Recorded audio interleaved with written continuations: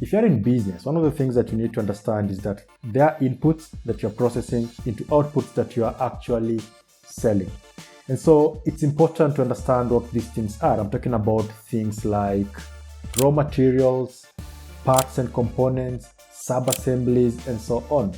Without these things, the production is going to be disrupted, which is why you really need to be good at buying them. You really need to be good at procuring such kind of items. Procuring the items of direct input to the production process is referred to as direct procurement. Now you have to understand that not everything you buy, not everything you procure is going to be directly linked to your production. You also need things like maintenance, repair, and operating supplies. Basically consumable supplies. These are the kind of supplies that help with the day-to-day running of the business, things like stationery, telecommunication, travel, etc. Now the procurement of these kind of items, which are indirectly supporting the production process, is known as indirect procurement. So let's talk about that. Let's talk about the direct and indirect procurement from a value chain point of view. So what do you mean by value chain? Now value chain can be defined as a combination of systems your business or your organization uses to make money. This is one of those things that you quickly learn when you read Michael Porter's book, Competitive Strategy.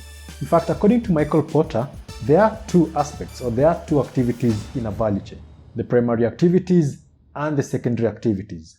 Now, what are these primary activities? Of course, the first one is always referred to as inbound logistics. So let's talk about that.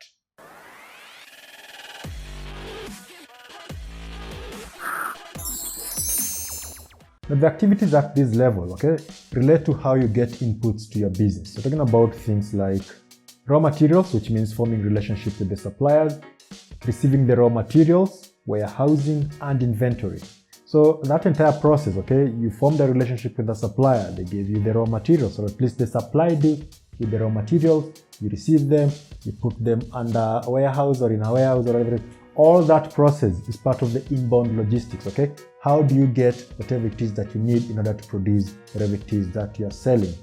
Now, of course, if you're not into production, you could be into like e-commerce business. You still have inbound logistics to worry about in that kind of business, For instance, receiving products that you plan to sell online from a manufacturer. Operations is the second primary activity. Now this means the process, And operations, we're talking about the process of converting the raw materials into finished products. Basically, all activities needed to transform inputs into outputs. So depending on the type of business you are in, this could be as simple as just adding labels to things and then selling them, or as complicated as actually manufacturing those things.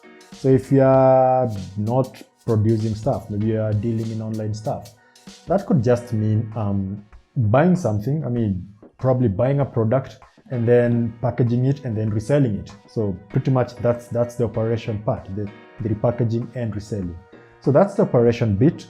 Now the third thing under primary activities, which is part of the direct, which we'll call for direct procurement, is outbound logistics. Now these are all activities required to collect, store, and distribute the output created. And that could be as simple and as complicated as you want it to be. Take something like this one, shooting a video, right? So preparing the materials that I'll need to make this video, that becomes part of the inbound. Shooting the video is just shooting, editing the video, that's operation. Now the outbound logistics will mean something like, where do I upload the video? Where do I store it? Things like that. So those are things that you need to worry about when you are producing. Remember, outbound logistics will depend on the nature of your business. Now, the fourth thing that you also have to understand under the primary activities in your value chain is marketing and sales. So this is pretty much everything you do with an aim of increasing visibility. Remember, it doesn't matter how good your product is. If the market has no idea that you exist, that's just it, You are not going to make any money, because if I don't know that you exist, I can't buy from you. So creating a product is one thing, but the other thing that will directly affect your business is whether or not you are aware that you exist. So the marketing activities, the sales activities. So the amount of money you spend here, the amount of resources you spend here are directly attributed to whatever it is that you're trying to sell. Okay? So that's the thing with that. That's a primary activity. Number 5, services. These are the kind of activities that take place after you've sold. Again, they are important because these are things that will lead to repurchases from your buyers. Remember, we have things like a straight rebuy, we have like just a straight purchase, we have modified rebuys and all that stuff. So you want somebody to buy something from you and then come back, right? And so your after-sales service is important. Now, from a procurement point of view, you could be wondering, wait, what does procurement have to do with that? Yeah, the guys who deal in that will need things, okay? They'll need resources to do that job. And these resources are directly affecting whatever it is that you're creating in terms of value in this case. These include all activities needed to keep the product or service working effectively for the buyer it is sold to and delivered. Again, look, if you have any question up to that point, just remember you can always ask either in the comment section or through any of the social media platform that we exist in. Now look, let's move on to the indirect aspect of your value chain. So we said primary, and then there is the secondary activities. Let's talk about secondary activities. The secondary activities in Porter's value chain, which will include indirect purchases, are basically concerned with supporting the primary functions. We're talking about things like procurement. In this case, all activities related to the procurements of goods and services for the business. But remember, these are goods or services that support the primary activities.